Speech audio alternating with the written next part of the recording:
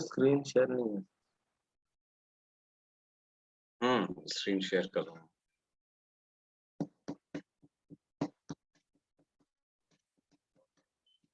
यार अपनी एक ऑफलाइन की क्लास भी तो लगी थी यार। सर हम लोग ने एक टेम्परेचर ग्रेडियंट का क्लास क्वेश्चन किया था, उसके बाद आपने छोड़ दिया था।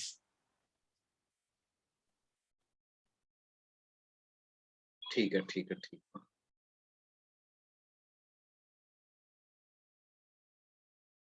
ओके ओके, तो मेरे को शायद किसी और क्लास का याद होगा या तो।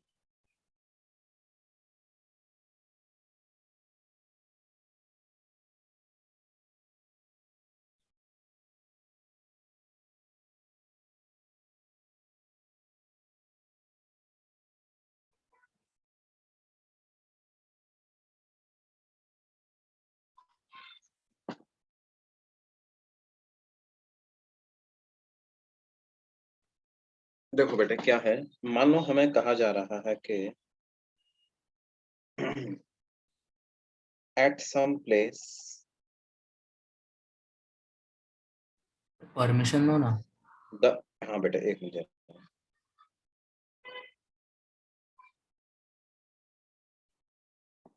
Temperature is -θ°C.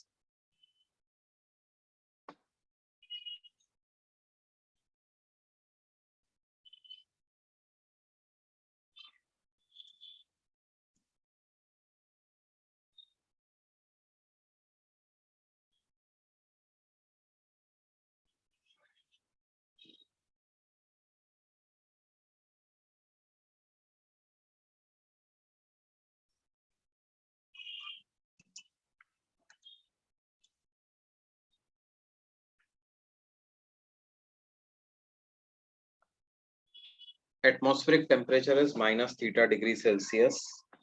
Temperature of water is 0°C. तो हमें पता लगाना है find the thickness of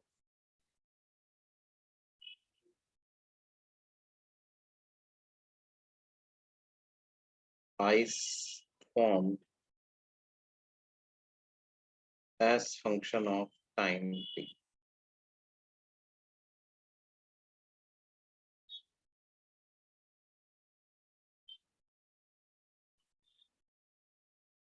As function of time t.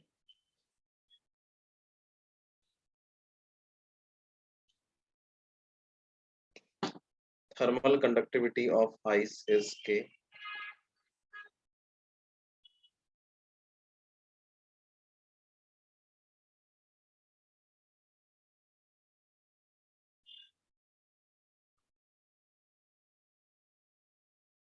And latent heat of fusion of ice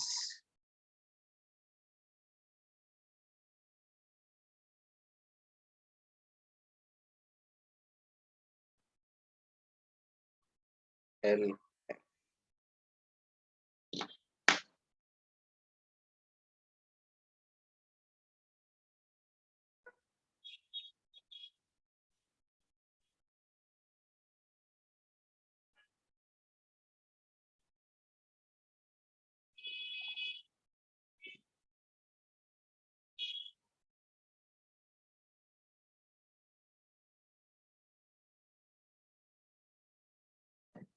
तो हमें क्या पता करना है बच्चों,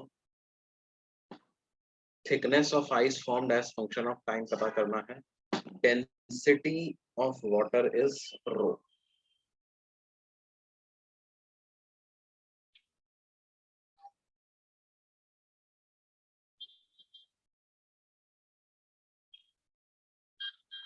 तो देखो क्या होगा बच्चों, ये जो अपर लेयर ऑफ आइस जो एटमॉस्फेयर के कांटेक्ट में है, तो हीट का फ्लो होगा,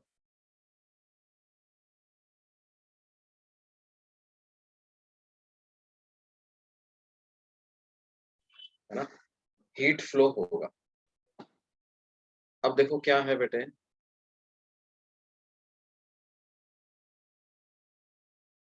ये जो हीट फ्लो होगा पानी ऑलरेडी 0 डिग्री सेल्सियस पे है, उससे अगर हमने हीट एक्सट्रैक्ट कर लिया तो क्या होगा बच्चों पानी का?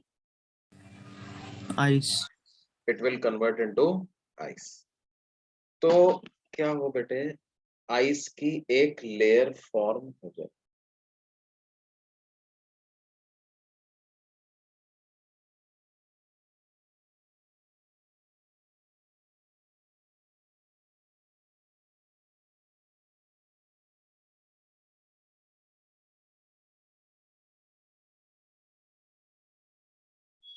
ये आइस की कुछ लेयर फॉर्म हो गई।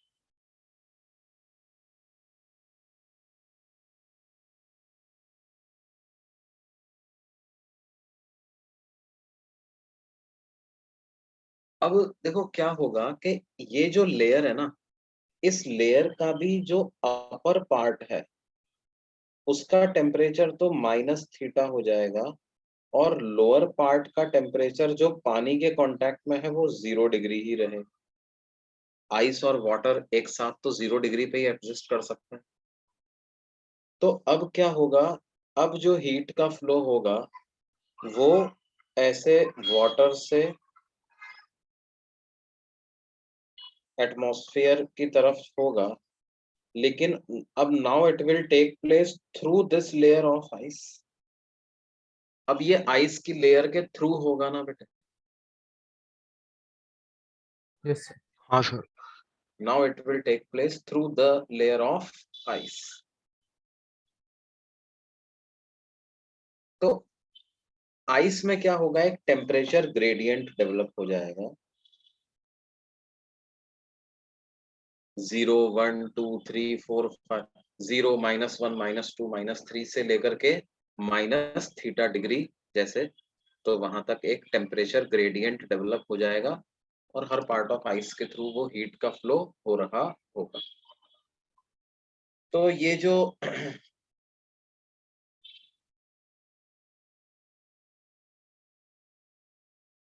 Steady state heat flow rate अगर हम माने, और ये माने कि if dq amount of heat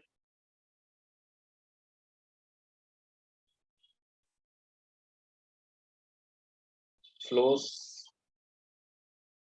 in dt time, if dq amount of heat flows in dt time, तो d heat flow per unit time कितना हो जाएगा?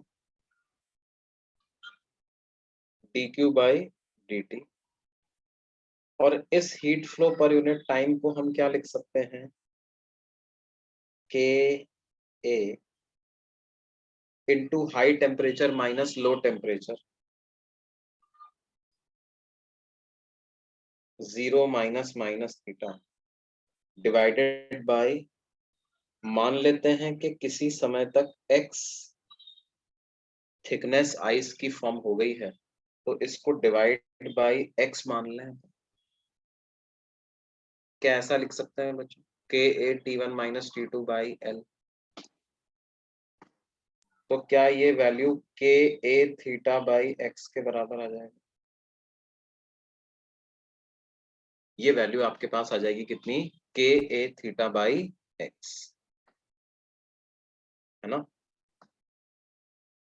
अब देखो ये जो dq अमाउंट ऑफ हीट आपने एक्सट्रैक्ट करी है, तो उस हीट के एक्सट्रैक्ट करने से क्या थोड़ी सी लेयर आइस की और जम जाएगी क्या? थोड़ा सा अमाउंट ऑफ वाटर और आइस में कन्वर्ट हो जाएगा। हाँ तो सर। हम मान लेते हैं कि इस dq अमाउंट से कुछ dx अमाउंट आइस की थिकनेस और बढ़ जाती है ना?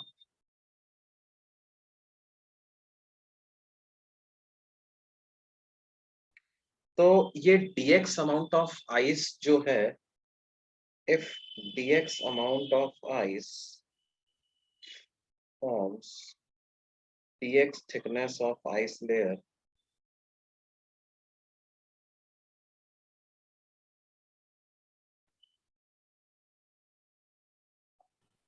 forms in dt time,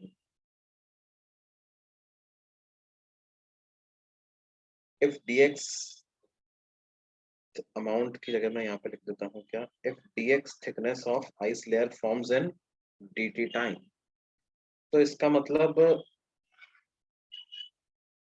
mass of water that freezes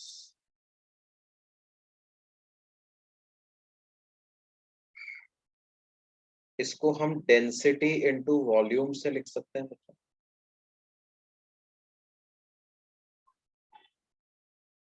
और डेंसिटी को आप रो मान लीजिए, तो वॉल्यूम को a मल्टीप्लाइड बाय dx ऐसा लिख सकते हैं। वॉल्यूम को लिख सकते हैं a मल्टीप्लाइड बाय dx, तो dm की वैल्यू रो a dx के बराबर आ जाएगी।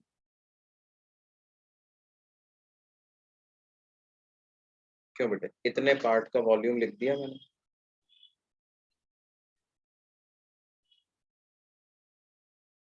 और ये उतने पार्ट का मास आ गया। अब अगर इस मास को मैं लेटेंट हीट ऑफ फ्यूजन से मल्टीप्लाई कर दूं, तो क्या ये मुझे dq दे देगा? इतनी हीट चली गई है, dq is equal to dm into latent heat of fusion.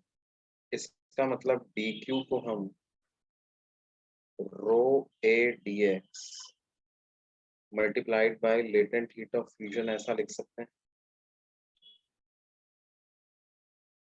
तो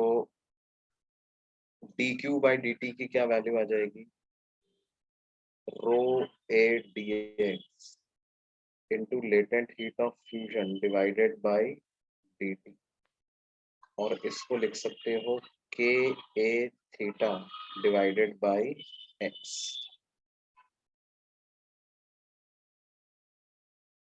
क्यों बच्चों? अब यहां से क्या है बेटे, आपके पास आ गया रो a into latent heat of fusion divided by के ए। ये a से a कैंसिल हो जाए, तो रो एल एफ बाई के इंटू एक्स डी एक्स, और ये थीटा को भी डिनोमिनेटर में ले आओ, इक्वल टू डी टी ऐसा लिख सकते हैं। Rho L F X D X divided by K theta is equal to D T, and now we integrate this. तो क्या आ जाएगा हमारे पास? Rho latent heat of fusion by K theta into integral of x dx is equal to integral of dt। इसको 0 से t तक integrate कर देते हैं, इसे 0 से x तक इंटीग्रेट कर देते हैं, तो हमारे पास ये वैल्यू क्या, rho L F X square by 2k theta equal to T इतना आ जाएगा। या x को आप क्या लिख सकते हो, under root of 2k theta T divided by rho into latent heat of fusion. क्या ऐसा लिख सकते हैं? ये x की इतनी वैल्यू आएगी।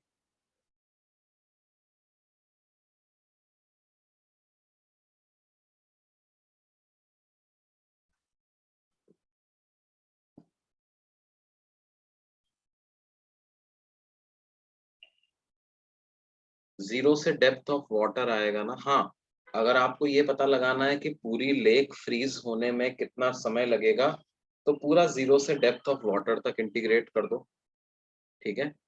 और अगर आपको ये पता लगाना है कि भाई इस इक्वेशन में आप x को जो है वो डेप्थ रख दोगे, तो पूरा टोटल टाइम आ जाएगा ना आपके पास, है ना। जैसे एग्जाम में क्वेश्चन भी आया था ना आपके इसी पे,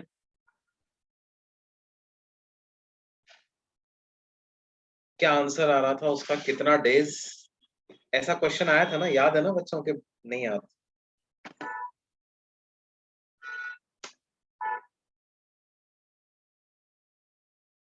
लास्ट पेज देखना है किसी को? ये रहा बेटे लास्ट पेज। देखो कंसेप्ट क्या है, कंसेप्ट यही है कि फिर ये जनरल फॉर्मूला जैसा मान सकते हैं क्या बेटा? ऐसे कितनी चीज याद रखेगा तू, है ना?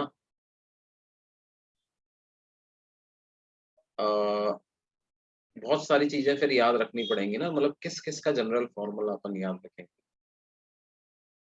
हाँ, यहाँ से जो एक सीखने वाली बात जो ये है जिसपे कि ऑब्जर्वेशन जाना चाहिए कि x directly proportional to square root of time आ रहा है। Directly proportional to square root of time का मतलब क्या है? ग्राफ कैसा बनेगा बच्चों इसका?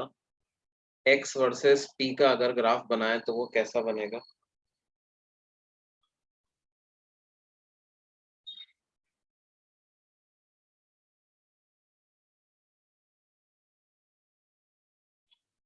क्या x वर्सेस t का ग्राफ कुछ इस तरह का बनेगा बच्चों?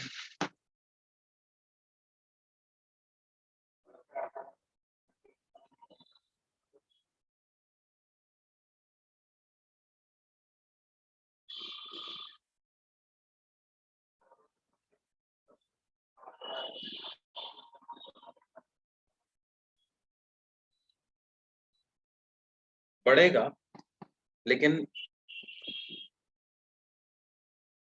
बढ़ने की रेट कम होती जाएगी। x will increase with time but rate of increase of x will decrease by x dx by dt decreases with time।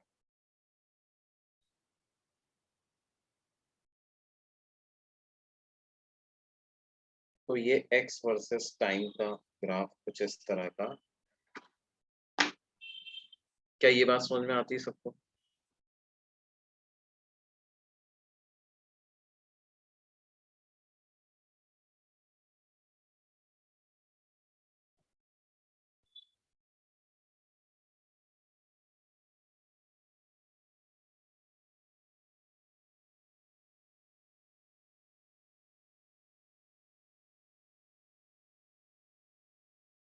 वो जो एग्जाम में जो क्वेश्चन आया था उसका आंसर कितना आ रहा था बच्चों आपका? वो काफी प्रैक्टिकल डेटा पे ही आधारित था, कुछ 200-250 दिन ऐसा कुछ आ रहा था ना उसका answer?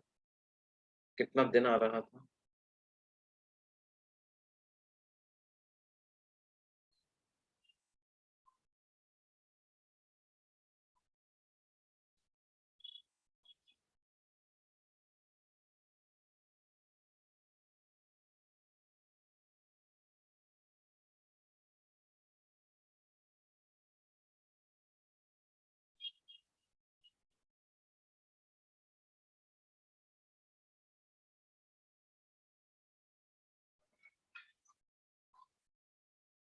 Volume of water and volume of ice will be different. Yes, different तो होगा बेटा,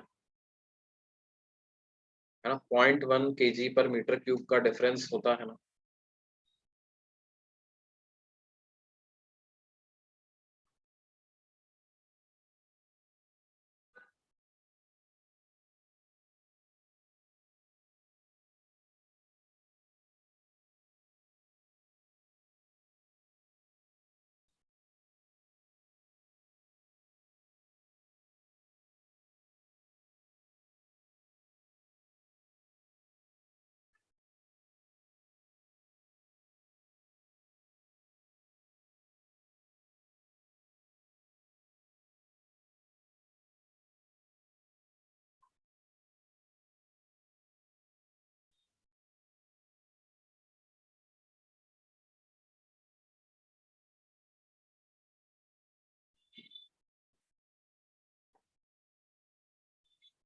अच्छा ये पूछ रहा है सर डेंसिटी, डेंसिटी आइस का यूज करना चाहिए यहाँ पे, डेंसिटी वाटर का नहीं यूज करना चाहिए। डेंसिटी किसका यूज करना चाहिए?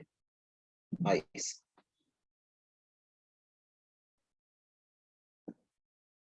देखो एक बड़ी अच्छी बात इस बच्चे ने पूछी है कि सर यहाँ पर डेंसिटी जो आप यूज कर रहे हो रो, वो आइस की यूज कर रहे हो कि वाटर की यूज कर रहे हो? तो देखो फाइनली जो मैंने ए डी एक्स लिखा है वो वॉल्यूम ऑफ आइस लिखा है, तो रो भी क्या होना चाहिए? रो भी डेंसिटी ऑफ आइस ही होना चाहिए। ए डी एक्स किसका वॉल्यूम है बेटे? आइस का जो वॉल्यूम बना है वो है। तो मास कैसे मिलेगा? जब उसको करस्पॉन्डिंग ऑब्जेक्ट की ही डेंसिटी से मल्टीप्लाई करो तभी मास मिलेगा, है सर ना? मास को वाटर कर लेंगे ना, उसको कन्वर्ट कर रही है। मास तो दोनों का सेम ही है ना बेटे, मास तो दोनों का सेम ही है। जो आइस का मास है वही वाटर का मास है ना? बस आप उसको किसके वॉल्यूम के टर्म्स में एक्सप्रेस कर रहे हो, ये बात है ना।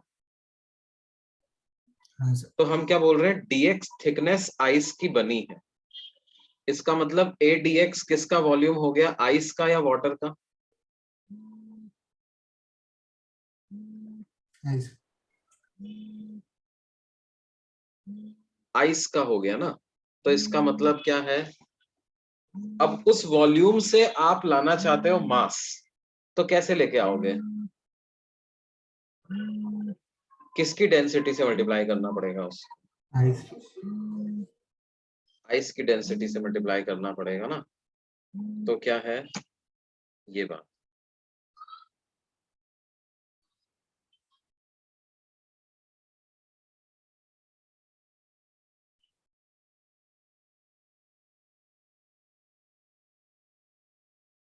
सर इसके पहले वाले पेज में जा सकते हैं?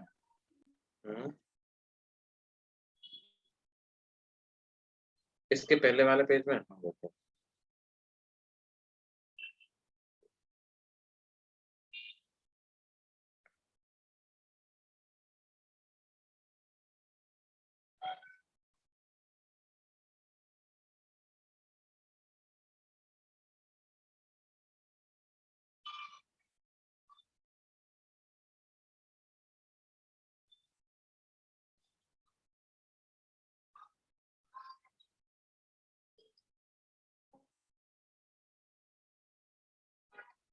देखो एक बार फिर से शॉर्ट में बता देता हूँ क्या किया है हमने। बेसिकली वाटर से हीट फ्लो किया आइस में, तो वो जो हीट फ्लो है ना उसको मैंने दो तरीके से लिख दिया। कैसे? एक तो मैंने लिख दिया कंडक्टिविटी के फॉर्मूले से, और एक मैंने लिख दिया mass into latent heat of fusion के फॉर्मूले से, है ना? आइस के थ्रू वो हीट फ्लो हो रही है, तो हीट फ्लो रेट का फॉर्मूला हमें पता होता है K A into high temperature minus low temperature upon length. ये क्या बताता है? Heat flow per second. तो मैंने मान लिया कि dt टाइम में अगर dq हीट फ्लो हो रही है तो dq बाई dt की वैल्यू हो जाएगी ka t1 minus t2 by l। एक तो मैंने ऐसे लिख लिया। दूसरा मैंने कैसे लिखा? dq को मैंने लिख दिया कितना? ms into change in temperature, ms into change in temperature, ऐसा मैंने लिख दिया। ठीक है, तो sorry ms into change in temperature नहीं, क्योंकि यहाँ पे टेम्परेचर तो बढ़ नहीं रहा, यहाँ पर तो आइस फ्रीज हो रही है, तो ms into D theta, sorry mass into latent heat of fusion, है ना? dm into latent heat of fusion, और dm को मैंने क्या मान लिया? उतना मास जो कि dt टाइम में फ्रीज हुआ है ना? मास इंटू जितना मास जो कि dt टाइम में फ्रीज हुआ है, तो वो कैसे लिख दिया?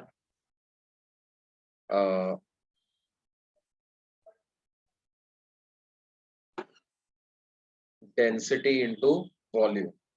dx लेयर और जम गई तो कितना वॉल्यूम जम गया? a dx, उसको डेंसिटी से मल्टीप्लाई कर दिया तो मास आ गया। तो ये मेरे पास है। क्या ये बात समझ में आती? Yes sir. अच्छा, ये ग्राफ कॉनकेव अपवर्ड नहीं आएगा बेटे, कॉनकेव डाउनवर्ड ही आएगा ना?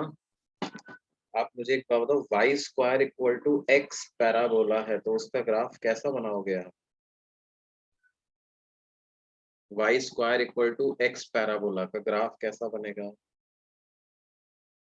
क्या ऐसा बनता है ना? तो वो ये अपर वाली ब्रांच जो होती है वो y equal to root X होती है ना, और नीचे वाली ब्रांच क्या हुई, y equal to minus root x.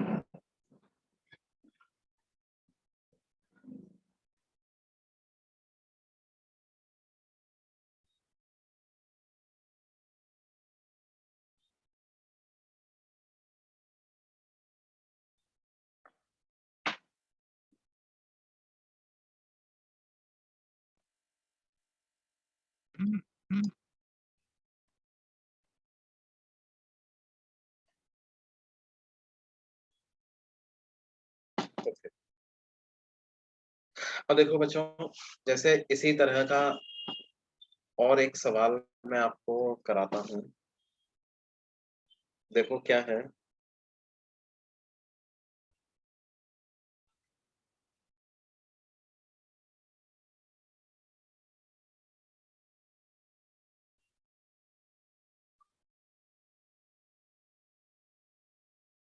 ये एक सिलेंड्रिकल रॉड है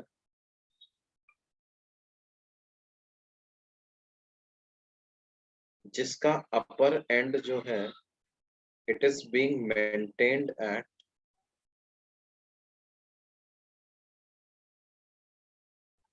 100 डिग्री सेल्सियस। किस तरह से इसका अपर एंड को 100 डिग्री सेल्सियस पे मेंटेन करते हैं, और ये जो लोअर एंड है, this lower end is in contact with a metallic block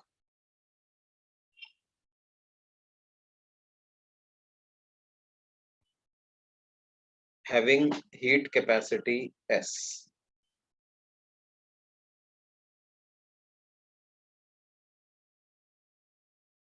and very large conductivity.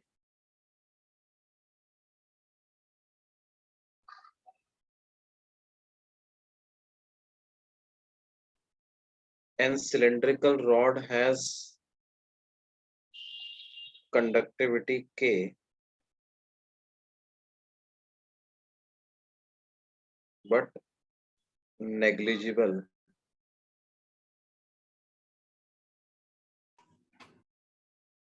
heat capacity. Radius of the rod is R, length is L. तो हमें पता करना है क्या, फाइंड द, अच्छा इसका इनिशियल टेम्परेचर जो है वो 20 degree Celsius,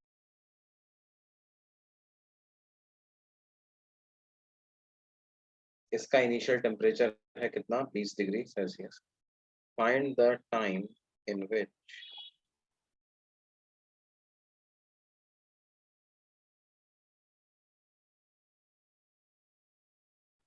temperature of the metallic block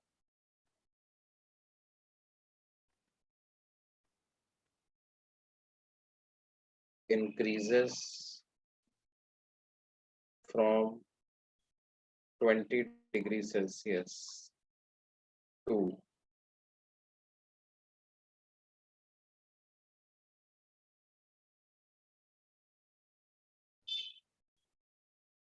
50 degree Celsius, ये पता करना।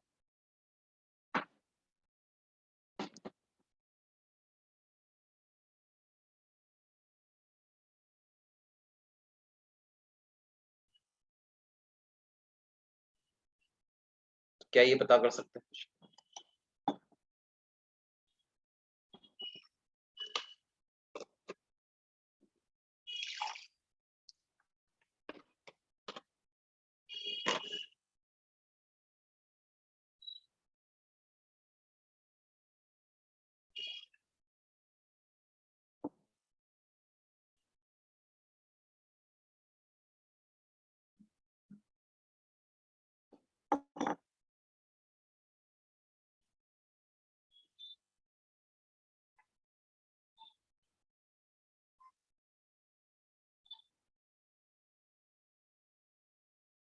देखो बच्चों, इसमें क्या होगा, ये 100 डिग्री सेल्सियस से 20 डिग्री सेल्सियस पे हीट फ्लो होगा।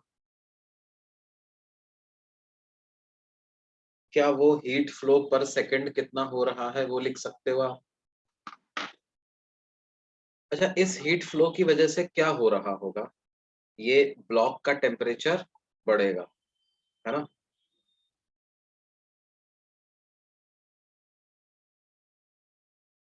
बढ़ेगा ना बेटा? हाँ सर। तो ब्लॉक का टेम्परेचर बढ़ेगा, तो फिर जब वो टेम्परेचर बढ़ जाएगा तो हीट फ्लो का रेट फिर कम हो जाएगा। जैसे जैसे ब्लॉक का टेम्परेचर बढ़ेगा, क्या हीट फ्लो का रेट कम होता जाएगा ना?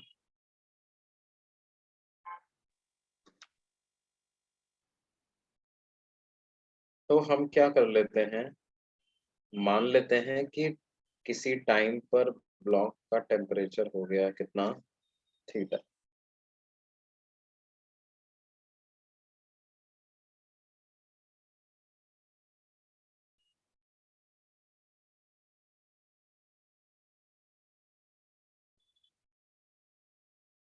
और इसका टेम्परेचर है कितना, 100 डिग्री सेल्सियस। तो dq/dt, dq is amount of heat flow in dt time. तो dq/dt को क्या लिखेंगे,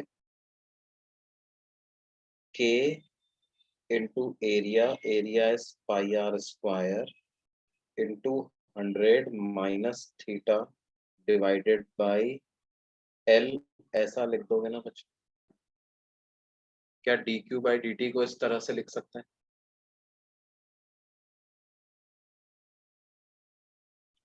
अब अगर dq/dt आपने इतना लिख दिया, तो इसका मतलब जो हीट dt टाइम में फ्लो हुई है वो कितनी हो जाएगी, k pi R square into 100 minus theta divided by L into D T. क्या dt टाइम में जो हीट फ्लो होगा वो इतना आ जाएगा बच्चों?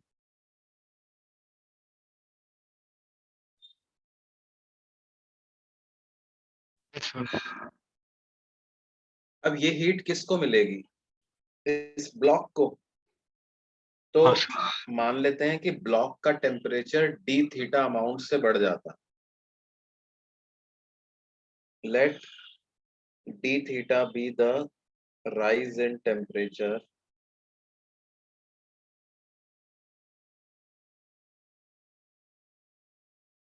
in dt time। मतलब ये 100 डिग्री सेल्सियस अपर एंड का टेम्परेचर है ना? अपर एंड का temperature 100 degree Celsius upper and का टेम्परेचर है ना। थीटा हमने टेम्परेचर मान लिया ना, थीटा हमने क्या मान लिया, ब्लॉक का टेम्परेचर मान लिया टी टाइम पे। Theta Yes. क्या है, temperature of block at time T.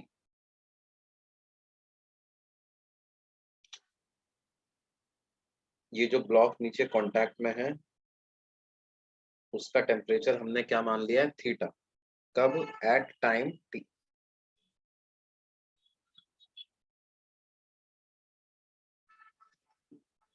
Let D theta be rise in temperature in D T time.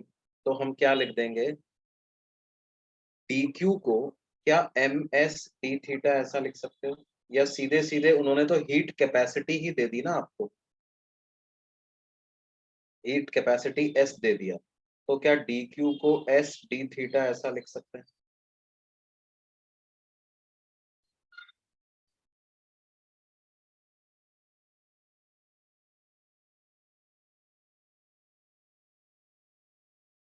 D Q को लिख सकते हैं एस डी थीटा।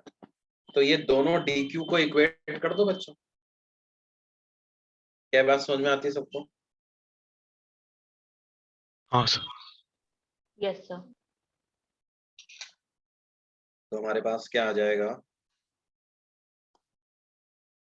के pi R square into 100 minus theta into D T divided by L is equal to S into D theta. तो क्या आ जाएगा, K pi R square divided by L into S into D T is equal to D theta upon 100 minus theta. और इसको हम क्या करते हैं बच्चों, दोनों तरफ इंटीग्रेट कर देते हैं। जब टाइम 0 था तो टेम्परेचर 20 डिग्री सेल्सियस था। टी टाइम तक जाते जाते मान लो टेम्परेचर 50 डिग्री सेल्सियस पहुंचता है। हमें 20 से 50 का टाइम ही पता लगाना है। तो क्या आ जाएगा हमारे पास, K pi R square T upon L S is equal to D theta upon 100 minus theta का इंटीग्रेशन क्या हो जाएगा बच्चों, minus L N of 100 minus theta from 20 to 50। तो हमारे पास आ जाएगा K pi R square T by L S is equal to minus sign common हम लेते हैं, तो L N of 100 minus 50 minus L N of 100 minus 20। तो ये आ जाएगा कितना, L N of 50 upon L N of 80, तो एल एन ऑफ 5/8 ऐसा आ जाएगा। या टाइम की वैल्यू अगर आपको लिखनी है तो वो आ जाएगी L S into L N of 8/5 divided by K pi R square T. K pi R square, right, T तो हमें निकालना ही। तो क्या ये टाइम इस तरह से आ जाए, बोलिए बच्चों। हाँ सर।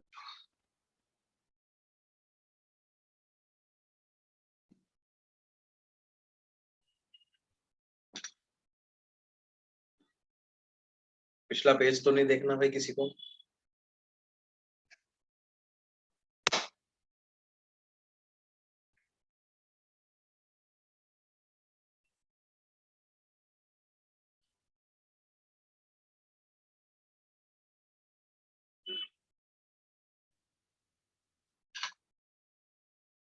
माइनस, यहाँ पे माइनस साइन है ना बेटे, तो इस माइनस साइन की वजह से इधर माइनस आएगा ना।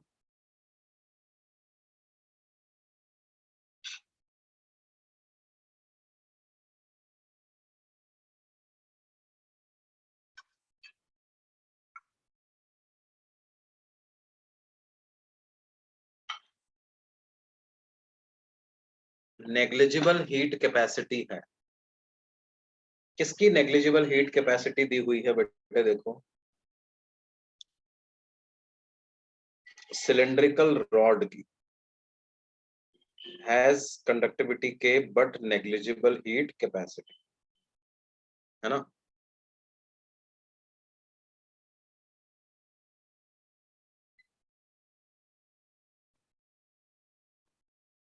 सर इसका यूज कहाँ पे है? इसका यूज आया ना, देखो अपर एंड का टेम्परेचर कितना बना हुआ था बेटे, अपर एंड का टेम्परेचर 100 और नीचे वाले एंड का टेम्परेचर पहले 20 था। तो टेम्परेचर ग्रेडियंट कितना था, 100 माइनस 20/L। और अब नीचे वाले एंड का टेम्परेचर बढ़ गया तो टेम्परेचर ग्रेडियंट चेंज हो गया, तो हर हिस्से का टेम्परेचर चेंज हो जाना चाहिए ना। यस।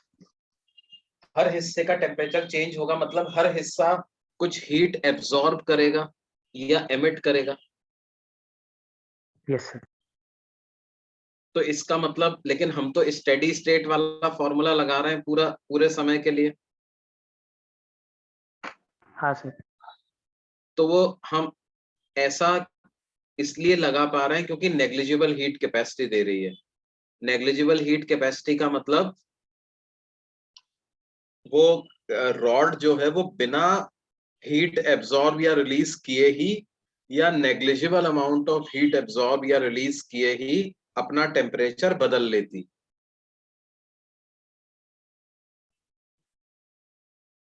यूज समझ में आया इसका बेटे? Yes sir. Negligible heat capacity का मतलब क्या है कि रॉड का टेम्परेचर बदल रहा है लगातार, लेकिन उसमें उसके लिए उसको हीट एब्जॉर्ब करने की जरूरत नहीं पड़ रही है या बहुत कम हीट एब्जॉर्ब करा है। इसलिए आप हमेशा क्या मान सकते हो, स्टेडी फ्लो वाला फॉर्मूला आप हमेशा अप्लाई कर सकते हो despite temperature changing with time. और सर लार्ज कंडक्टिविटी का क्या यूज था? लार्ज कंडक्टिविटी का क्या यूज है? लार्ज कंडक्टिविटी का यूज ये है कि पूरे ब्लॉक का टेम्परेचर एक साथ बढ़ जाता है। पूरे ब्लॉक का टेम्परेचर एक साथ बढ़ जाता है, मतलब कि इधर से इधर हीट जाने में टाइम नहीं लगता, या यहाँ समझ रहे हो ना? Yes sir. ऐसा नहीं कि पहले ऊपर वाले का लेयर का टेम्परेचर बढ़ा, फिर ऊपर वाले से नीचे वाले में हीट फ्लो हुई। एक्चुअल में तो ऐसा ही होता है, लेकिन क्योंकि यहाँ पर इन्होंने थर्मल कंडक्टिविटी बहुत ज्यादा दे दिया, तो थर्मल कंडक्टिविटी बहुत ज्यादा का मतलब क्या है, टाइम नहीं लग रहा उसको, है ना?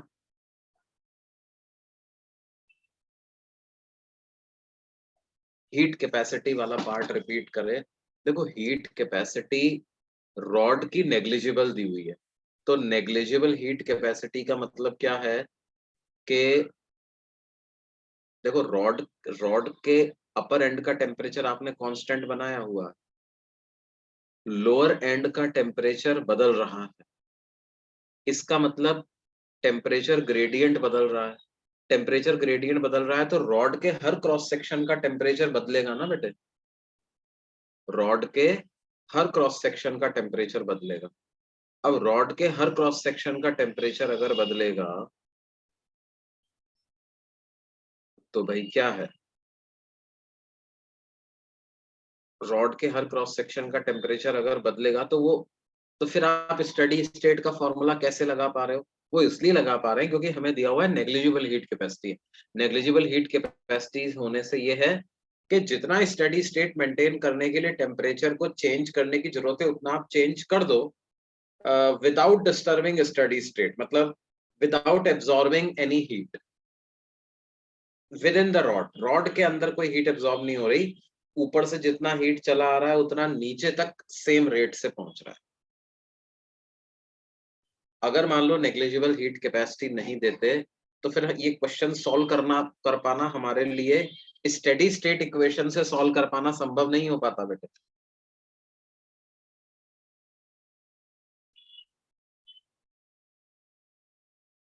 स्टेडी स्टेट वाले तरीके से सॉल्व नहीं करना पता, तब आपको क्या है, थोड़े से एडवांस कैलकुलस के कॉन्सेप्ट्स आपको एक्चुअल में लगाने पड़ते, ट्रांजिएंट इक्वेशन वगैरह लगाते। आई एम नॉट श्योर, मतलब सॉल्व तो होता ही खैर, लेकिन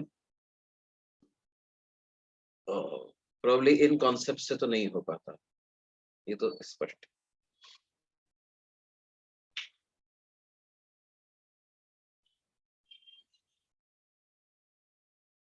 ये नोट कर लिया बच्चों सबने?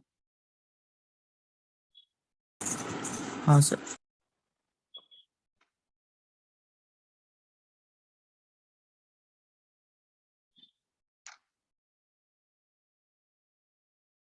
एक बार ऊपर का पेज दिखाओ ना। ये वाला हाँ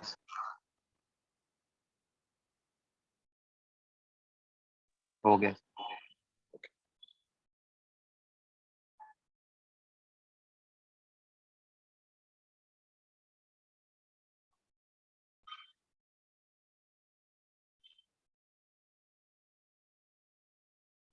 अब क्या करें, आगे पढ़े रेडिएशन या कंडक्शन का और एक सवाल कराऊं तुम्हें?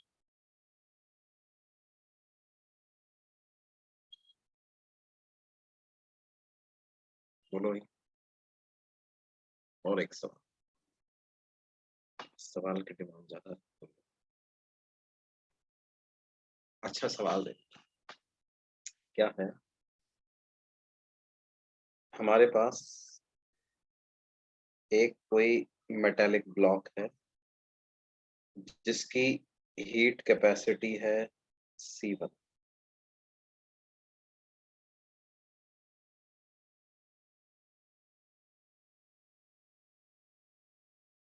और एक दूसरा ब्लॉक है जिसकी हीट कैपेसिटी है C2।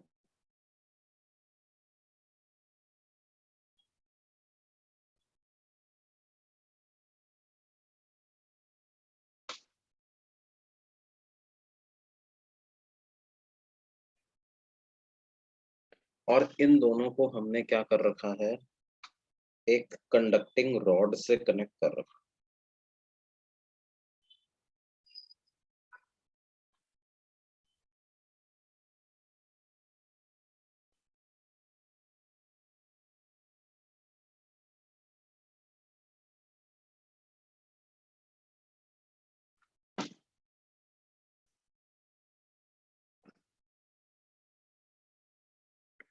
हमने इसको क्या कर रखा है, एक कंडक्टिंग रॉड से हमने इसको कनेक्ट कर रखा।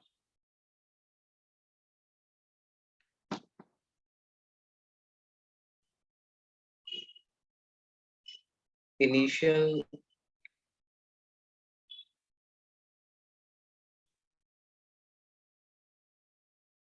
Temperature difference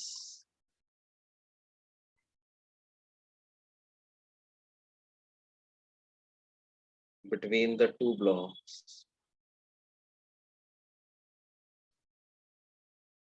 was, let's say, 80 degrees Celsius. Find the time in which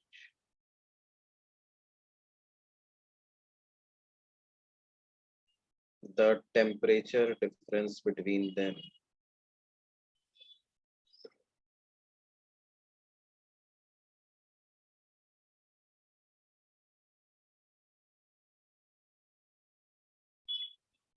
drops to 50 degree. Find the time in which temperature difference between them drops to 50 degrees Celsius. Length of the rod is L. Thermal conductivity is K. And area is A. Rod की length L, thermal conductivity K, area है A।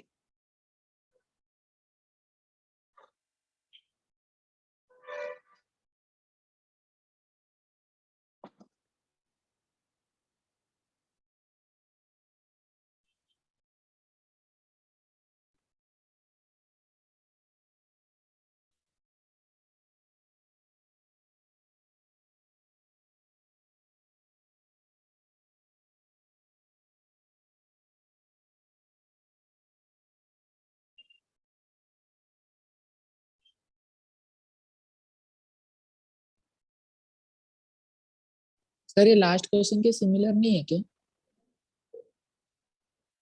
हाँ, थोड़ा उससे मिलता जुलता ही, लेकिन यहाँ पर दोनों एंड का टेम्परेचर बदल रहा है बेटे।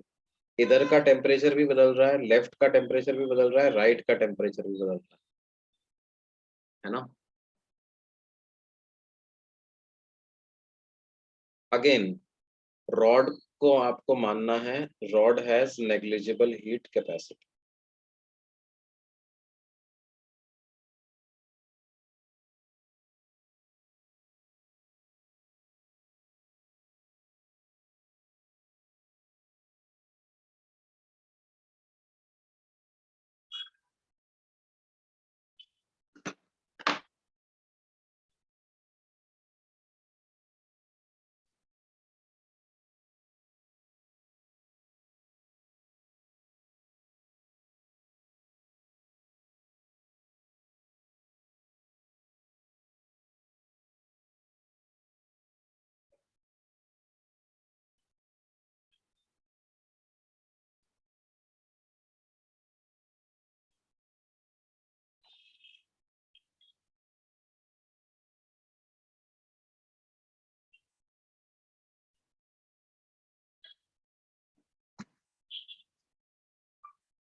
तो कैसे करेंगे बच्चों इसको?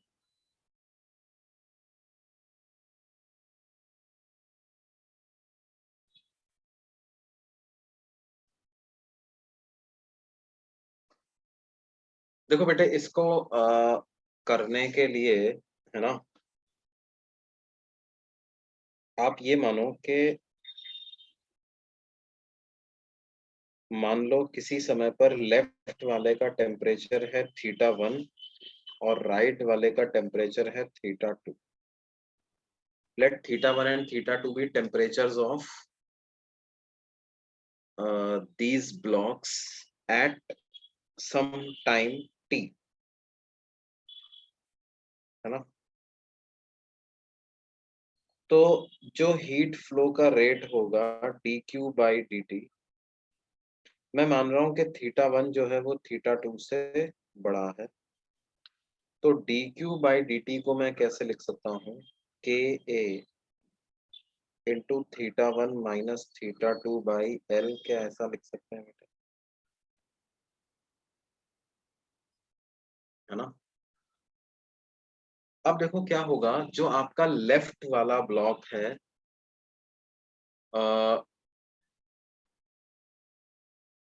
लेफ्ट वाले ब्लॉक का टेम्परेचर चेंज अगर हम मान लें dθ1, है ना, dθ1 उसको मान लें, तो उससे कितनी हीट चली गई, क्या उसको हम माइनस टाइम्स सी dθ1 ऐसा लिख सकते हैं? और क्या ये dq के बराबर होना चाहिए?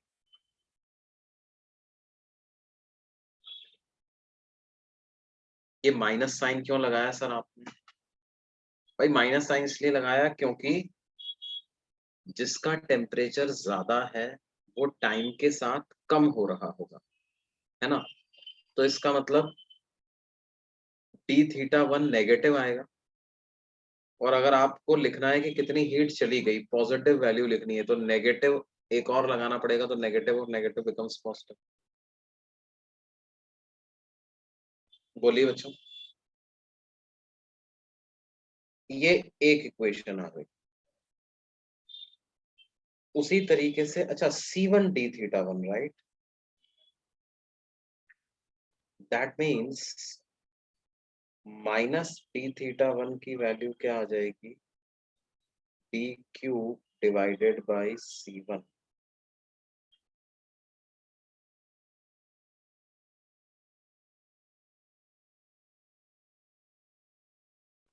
उसी तरह से अगर जो राइट वाला ब्लॉक है उसका टेम्परेचर θ2 से चेंज होकर के हो जाता है θ2 प्लस dθ2, तो C dθ2 amount of heat उसने एब्जॉर्ब करी होगी और ये dq के बराबर हो जाएगा, मतलब C2 dθ2.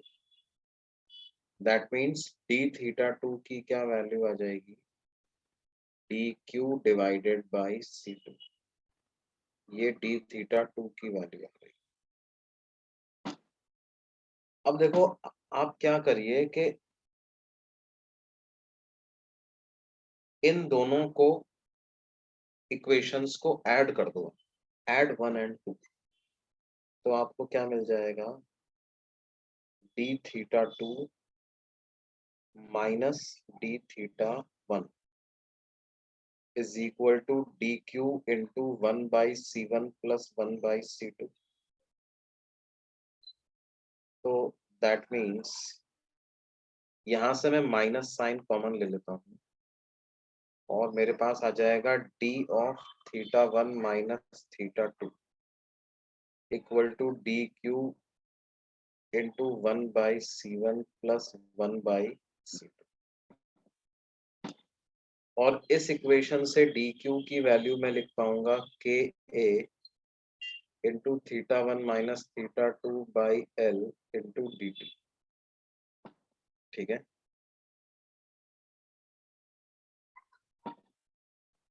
तो क्या हो जाएगा?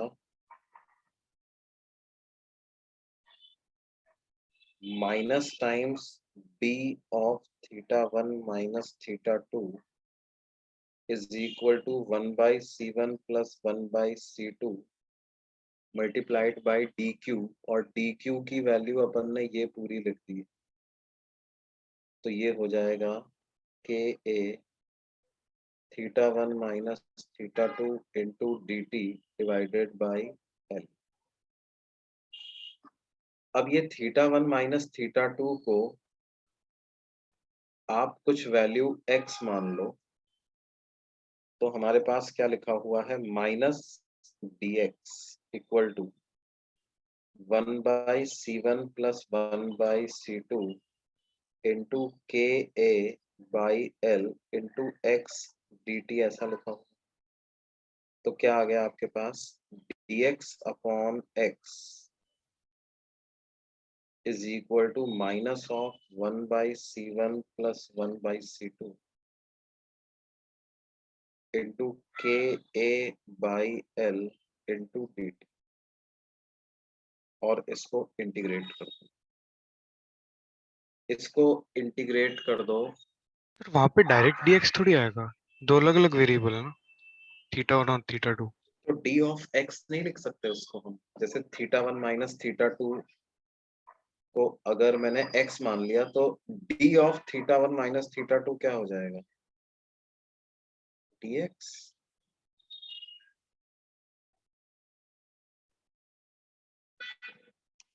क्यों, d इसमें क्या कर, इसमें क्या मतलब d तो छोटी क्वांटिटी को रिप्रेजेंट कर रहा है ना, उसको बाहर थोड़ी ले सकते हैं, पूरा डिफरेंशिएट करके देखना पड़ेगा। θ1 माइनस θ2 इक्वल्स टू x को डिफरेंशिएट करके उसका वैल्यू निकालना पड़ेगा ना। हाँ तो करके निकाल लो, यही आएगा। बताओ कैसे डिफरेंशिएट करोगे, हाँ सर समझा। समझ गए कैसे करो, हाँ डी sir. θ1 by D T minus D θ2 by D T equal to dx by D T. हाँ sir. Can it not be written as d by dt of θ1 minus θ2? Yes sir. है ना, तो ये आएगा, ठीक है। हाँ, अगर ये मल्टीप्लाई हो रहा होता, राइट, तो फिर ऑफ कोर्स हम ऐसा नहीं लिख पाते, लेकिन पूरे पे तो डी आप लगा सकते हो ना, मतलब टोटल, हाँ सर। ठीक है। अब इसको 0 से t तक इंटीग्रेट कर दें, इनिशियल टेम्परेचर डिफरेंस जैसे उन्होंने कितना बोला हुआ था, 80 डिग्री सेल्सियस, तो इसको 80 से लेकर के 50 तक इंटीग्रेट कर दें, क्या आ जाएगा, ln 5/8 is equal to minus 1/c1 plus c2 into K A T by L. तो ये माइनस साइन हटा करके आप ln 8/5 ले आओ यहाँ पे,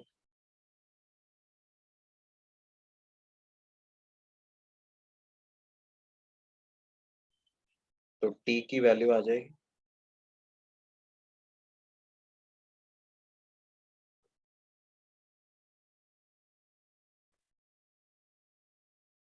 Lc1 c2 upon c1 plus c2।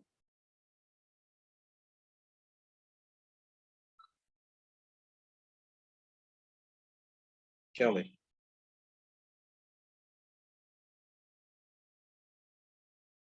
क्या ये बात समझ में आती है? Yes sir.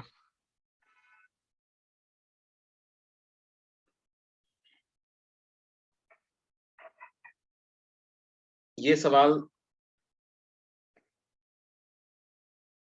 मतलब टफ सवालों में से, आसान नहीं है ये, है ना, लास्ट पेज दिखाइए ना। ठीक है।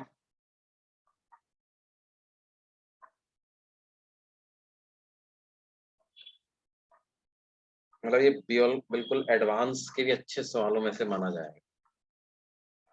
किसी एडवांस में अगर ये क्वेश्चन आ जाता है और मतलब कोई बच्चा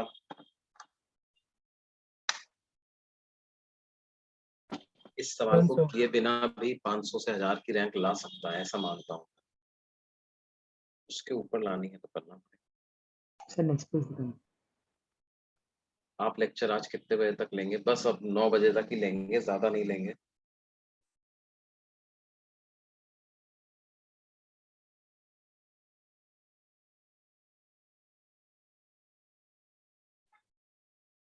अच्छा, एक बच्चा पूछा था सर कन्वेक्शन क्या होता है, कन्वेक्शन नहीं पढ़ेंगे क्या? बेटे कन्वेक्शन होता क्या है ये तो मैं बता दूंगा। कन्वेक्शन का अपने को कोई कैलकुलेशन उससे रिलेटेड नहीं करनी है, कोई है ही नहीं सिलेबस में हमारे। कन्वेक्शन बेसिकली क्या होता है बेटे, in convection mass transfer takes place along with heat transfer. Transfer of mass also takes place along with transfer of heat, है ना? तो बेसिकली क्या है, जैसे मान लो हमने किसी बर्तन में पानी भरा और उस बर्तन को हमने गैस पे रख दिया, तो क्या होगा बेटे, मान लो पानी का टेम्परेचर 20 डिग्री सेल्सियस था, तो सबसे पहले तो कंडक्शन के थ्रू वो पानी का वो पार्ट जो कि बेस के कांटेक्ट में है वो हीट होगा ना बेटा, उसका टेम्परेचर बढ़ेगा, और जैसे ही टेम्परेचर बढ़ेगा एक्सपैंड होगा तो उसका डेंसिटी कम हो जाएगी, तो डेंसिटी कम हो जाएगी तो कम डेंसिटी का पानी ऊपर जाएगा और हाई डेंसिटी के पानी को नीचे जाना पड़ेगा, है ना? तो देखो एनर्जी का तो ट्रांसफर हुआ ही नीचे से ऊपर, लेकिन साथ ही साथ क्या हुआ, मास ट्रांसफर भी हुआ। तो कन्वेक्शन में क्या होता है, mass transfer is accompanied by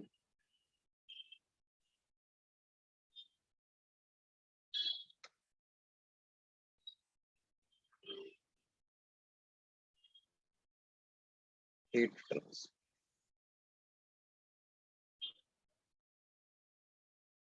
mass transfer is accompanied by heat transfer, जबकि कंडक्शन में ऐसा नहीं होता बेटे, कंडक्शन में मास का ट्रांसफर बिल्कुल नहीं होता। ये जो कन्वेक्शन का जो मोड होता है, it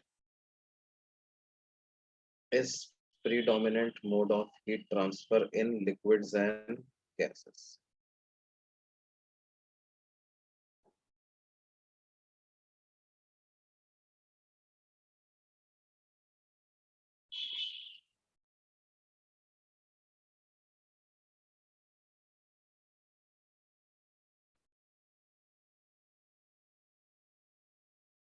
Does not take place in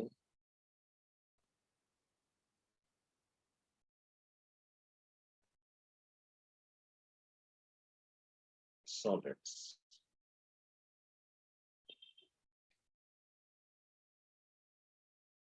हाँ, इतना पार्ट तो नोट्स में लिख सकते हो आप, है ना? थोड़ी कन्वेक्शन मेंशन तो है, लेकिन कन्वेक्शन से रिलेटेड कैलकुलेशंस नहीं है।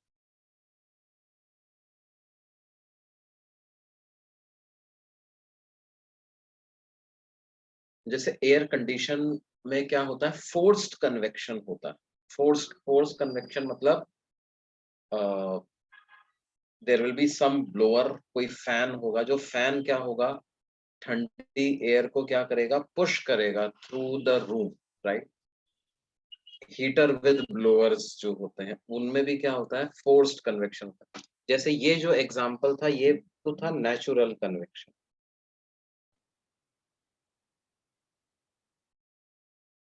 सर मास ट्रांसफर एक बार रिपीट कर देना। मास ट्रांसफर मतलब पानी गया ना बेटे, मैटर एक जगह से दूसरी जगह गया।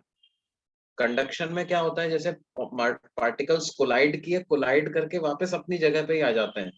ऐसे नहीं होता है कि क्या होगा, जैसे आपने रॉड के एक एंड को हीट किया तो वो गर्म इलेक्ट्रॉन ही चल करके एक जगह से दूसरी जगह पहुंच गया, ऐसा नहीं होता होगा। वो इलेक्ट्रॉन्स का सिर्फ वाइब्रेशंस बढ़े, अगले इलेक्ट्रॉन से टकराया, टकरा करके अपनी एनर्जी उसने आगे ट्रांसफर कर दी।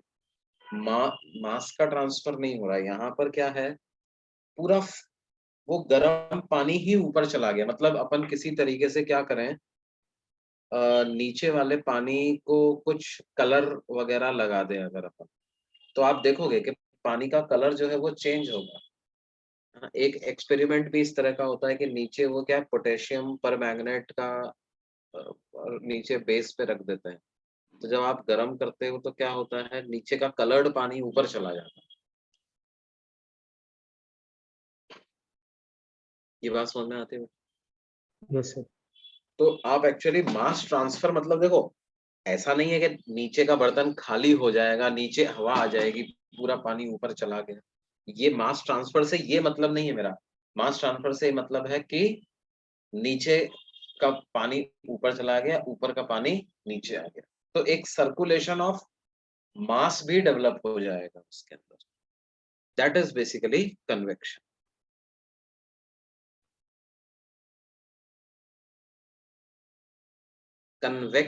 कन्वेक्शन मैंने क्या लिख दिया, अरे यार ये क्या लिख दिया मैंने, कन्वेक्शन।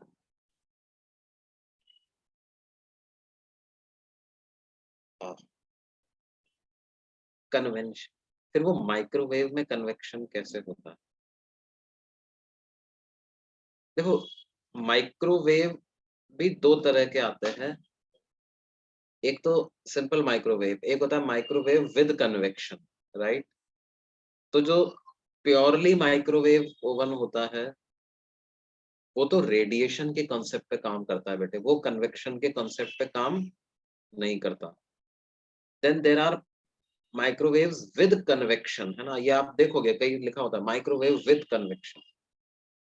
तो उसमें वो air, hot air is blown through that box, ठीक है, वो दैट इज कन्वेक्शन। जो कि एक जनरली आपके पास रेडिएटर विद अ ब्लोअर जो होता है ना, जो कि कमरा गर्म करने के काम आता है ठंडी जगहों पर, तो वहां पे कैसा है भाई, एक तो होते हैं सिंपल रेडिएटर्स कि क्या है, एक गरम सी रॉड रखी रहेगी, वो रॉड अपने आप मतलब एयर कांटेक्ट में आ रही है, उससे गर्म हो रही है, और through that it takes place, है ना। कुछ हीटर्स में क्या होता है, रेडिएटर विद ब्लोअर, तो फैन भी होता है, फैन उस हॉट एयर को दूसरे पार्ट ऑफ द रूम में भेजता है जानबूझ के। तो जो विद ब्लोअर होगा उसमें क्या होगा, जल्दी कमरे को गर्म कर देगा, है ना, वो कमरे को जल्दी, पूरे कमरे को गर्म करेगा, यूनिफॉर्म हीटिंग ऑब्टेन करेगा। जबकि जिसमें ब्लोअर नहीं लगा हुआ है तो वो क्या है, वो फिर एयर को जो नेचुरल तरीके से टाइम लग रहा है या कंडक्शन के थ्रू, वैसे ही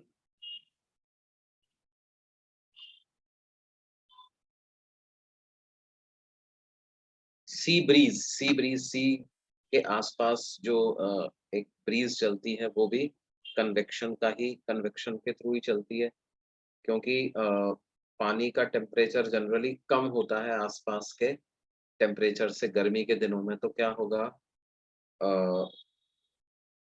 जो एयर है जो पानी के आसपास है वो थोड़ी ठंडी हो जाएगी, दूर वाली एयर जो है वो, उसका टेम्परेचर ज्यादा है जो कि जमीन के कांटेक्ट में, तो क्या होगा, एयर का फ्लो जो है वो from cold part to low part को स्टार्ट हो जाएगा।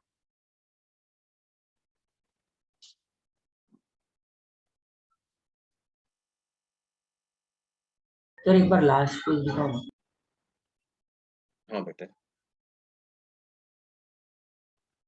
एक बच्चा बोल रहा है I read in article that mobile towers have low frequency. हाँ लो फ्रीक्वेंसी तो होती है, ये बात तो सही है।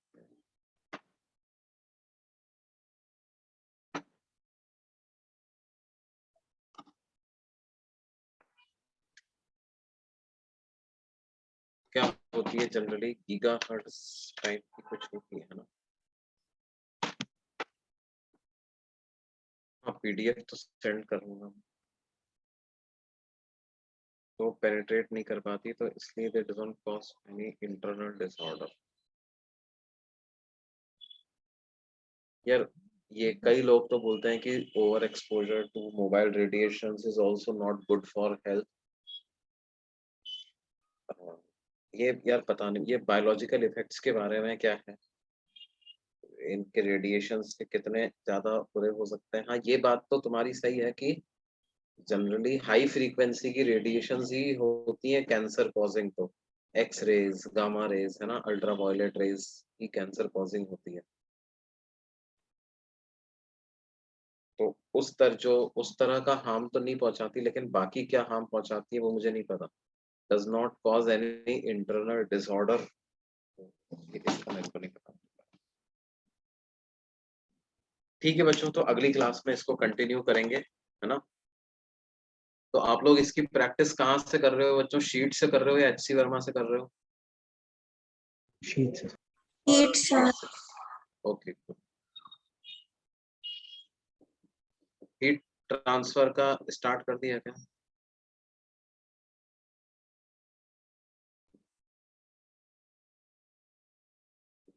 अब हीट ट्रांसफर में हम लोग क्या कंडक्शन वाला पार्ट कंप्लीट कर चुके हैं पूरी तरीके से।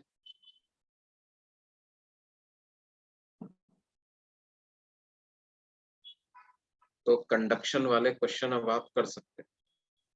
एचसी वर्मा से करेंगे तो चलेगा क्या? बिल्कुल चलेगा। मैंने पहले ही बता दिया था तुमको कि ये जो पूरा हीट वाला पार्ट है, ये आप अगर शीट नहीं करना चाहते हो, किसी का मन है यार एचसी वर्मा से करके देखें, तो एचसी वर्मा में भी बहुत अच्छे से दिया हुआ है, बहुत ऑर्गेनाइज करके दिया हुआ है। तो बिल्कुल बिल्कुल बढ़िया चलेगा, कोई दिक्कत नहीं है उसमें। ठीक है, ओके बच्चों, अगली क्लास में मिलते हैं। टेक केयर, ध्यान रखिए। सबसे पहले तो हेल्थ का ध्यान रखिए, फिर उसके हेल्थ का ध्यान रखते हुए भी पढ़ाई कीजिए। ठीक है बेटे, मैं बोल रहा